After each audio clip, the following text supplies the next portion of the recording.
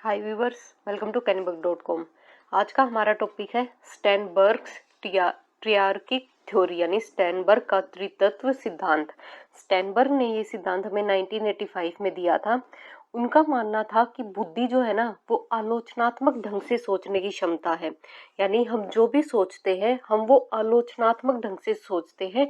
उसका हम positive expect भी देखते हैं, उसका हम नेगेटिव एक्सपेक्ट भी देखते हैं। यानी जो भी हम सोचते हैं उसका हम उसके प्रोज भी देखते हैं, उसके कॉन्स भी देखते हैं और फिर कोई डिसीजन लेते हैं, यानी आलोचनात्मक ढंग से सोचते हैं। जो स्टेनबर्ग थे उन्होंने इस पॉइंट पर अपना ध्यान ज्यादा दिया कि जब व्यक्ति रीजन करता है, तर्क करता है या प्रभावी ढंग से किसी बात को सुनता है, सोचता है, तो उसके मन में क्या होता है।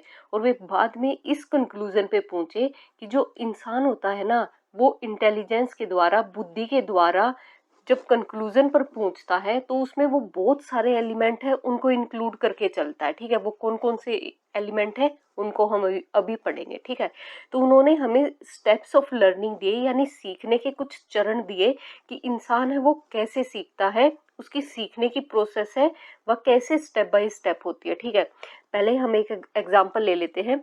ये देखो, ये हमारा एग्जाम्पल है। इसमें ये हमारा ट्रायंगल है। एक मिनट, ये ट्रायंगल हो गया हमारा।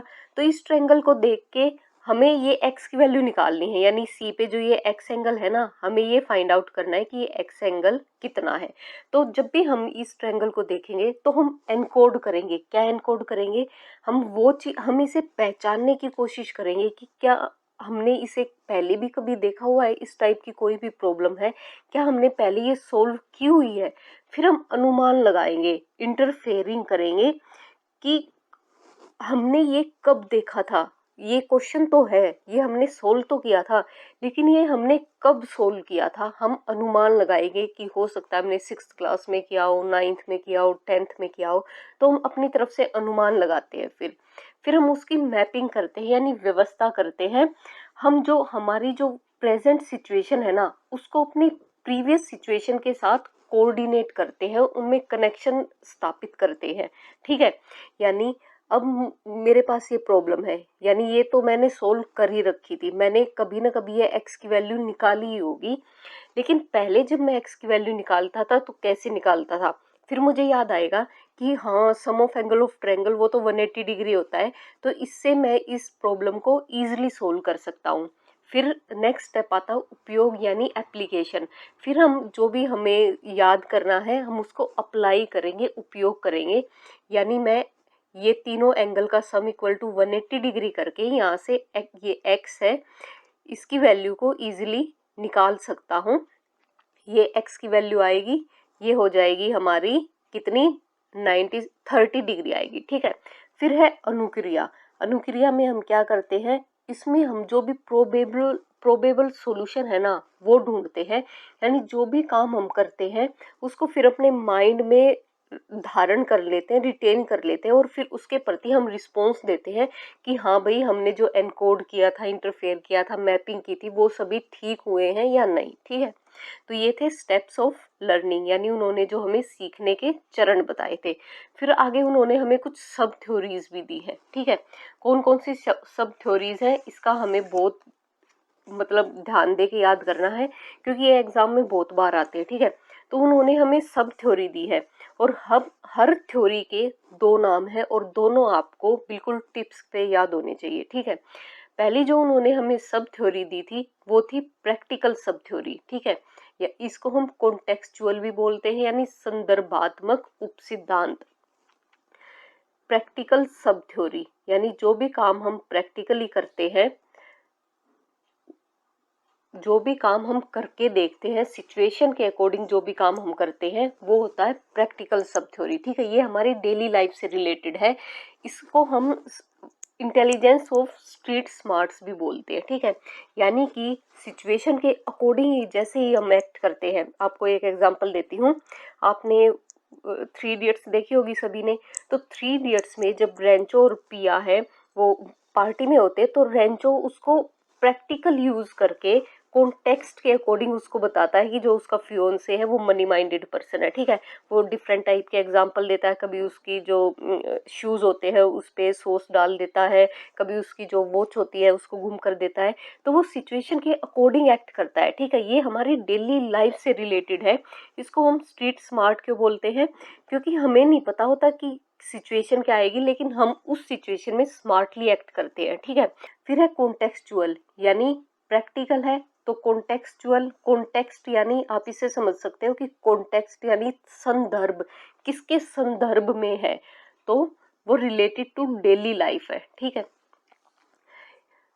इस उप सिद्धांत का जो रिलेशन होता है वो व्यक्ति की कैपेबिलिटी से होता है, जिसके सारे वह जो विशिष्ट परिस्थिति होती है, स्पेसिफिक सिचुएशन में प्रॉब्लम को कैसे सोल्व करना है उसके लिए हमेशा ही तैयार रहता है, ठीक है।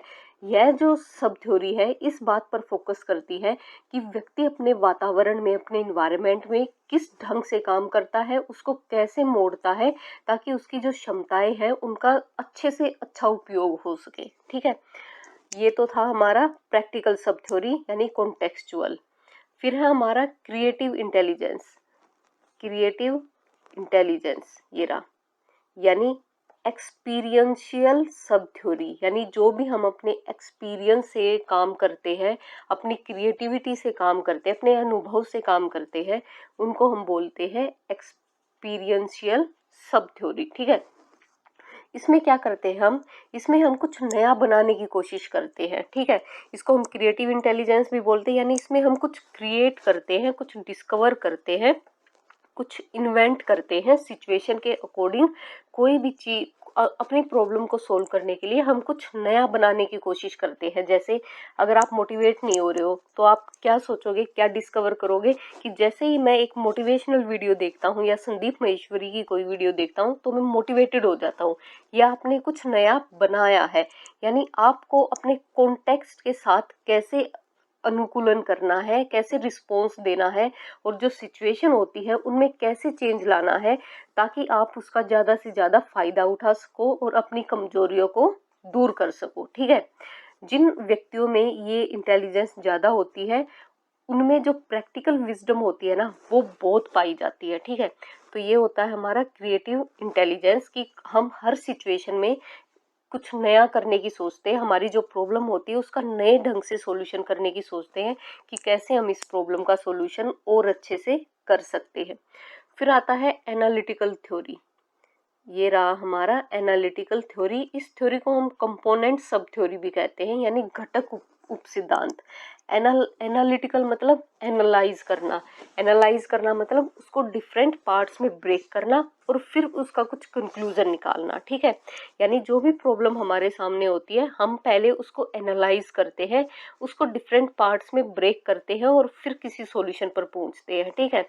ये होती है हमारी ट्रेडिशनल कॉन्सेप्ट है, ये जो भी हम स्कूल वगैरह में सीखते हैं ना कि कैसे अपनी प्रॉब्लम को सोल्व करें, अगर कोई टॉपिक समझ में नहीं आ रहा तो कैसे करें, कैसे अच्छे मार्क्स लेके आए। तो ये जो एनालिटिकल थ्योरी होती है, कंपोनेंट सब थ्योरी होती है, ये हमारे स्कूल से रिलेटेड होती है। हमें स्कूल में जो भी माहौल मिलता है कि हमें प्लानिंग कैसे करनी है अच्छे मार्क्स लाने के लिए, डिसीजन कैसे लेना है, मॉनिटरिंग कैसे करनी है, और जो कॉन्सेप्ट आइडेंटिफिकेशन है जो भी हम स्कूल में पढ़ रहे हैं वे कैसे करनी है, दो चीज़ें हैं उनके बीच में कंपेयर और कंट्रास्ट कैसे करना है, तो उसमें कौन सी इंटेलिजेंस काम आती है, एनालिटिकल थ्योरी यानी कंपोनेंट सबवे, ठीक है। अब ये तो थी 3 सब थ्योरी। अब आप इनको याद कैसे कर सकते हो, देखो ये प्रैक्टिकल सबवे है, ये क्रिएटिव, ये एनालिटिकल। तो आप इनका एक्रोनिम बना सकते हो। क्या बना सकते हो, एक्रोनिम। कौन सा एक्रोनिम, CAP यानी कैप। आप इसको कैप से भी याद कर सकते हो, यानी एक मिनट, ये ठीक है। C से क्रिएटिव, A से एनालिटिकल और P से प्रैक्टिकल। और इन दोनों के नाम जो सेकंड नेम है वो तो आपको अपने आप याद करने हैं, और ये बहुत जरूरी है। ये थ्योरी बहुत बार एग्जाम में आ चुकी है, सीटेट में भी, सभी टाइप के एग्जाम्स में आती है, तो इसको अच्छे से याद कर लेना, ठीक है। यहाँ पे हमारी ये थ्योरी है ये कंप्लीट होती है। नेक्स्ट पार्ट में हम जो बुद्धि लब्धि है, जो इंटेलिजेंस टेस्ट है, वो करेंगे। अगर आपको वीडियो पसंद आई हो तो लाइक शेयर सब्सक्राइब करें and don't forget to press the bell icon. Thank you.